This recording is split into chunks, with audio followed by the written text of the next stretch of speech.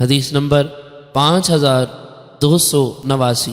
حضرت ابن عمر رضی اللہ عنہ بیان کرتے ہیں کہ حضرت عمر فاروق رضی اللہ عنہ نے آل اطارت کے کسی شخص پر دیباج یا ریشم کی بات دیکھی تو انہوں نے رسول اکرم صلی اللہ علیہ وسلم کی خدمت میں عرض کیا کہ اگر آپ اسے خرید لیں تو اچھا ہے۔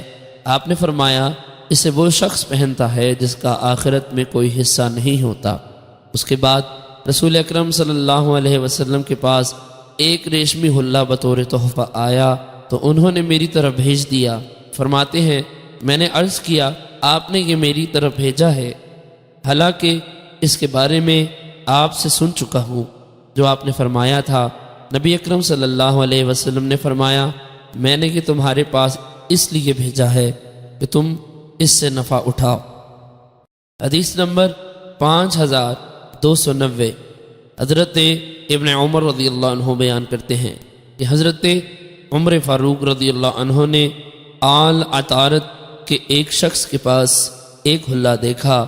اس کے بعد حسب سابق حدیث ہے، البتہ اس میں یہ فرمایا کہ میں نے تمہارے پاس اس لیے بھیجا تھا کہ تم اس سے نفع حاصل کرو، پہننے کے لیے نہیں بھیجا تھا۔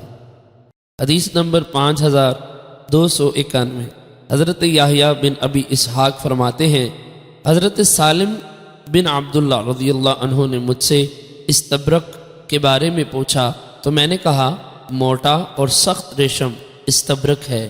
انہوں نے یہ بھی فرمایا کہ میں نے حضرت عبداللہ بن عمر رضی اللہ عنہ سے سنا کہ حضرت عمر فاروق رضی اللہ عنہ نے ایک شخص کے پاس استبرق کا حلہ دیکھا تو اسے رسول اکرم صلی اللہ علیہ وآلہ وسلم کے پاس لے آئے۔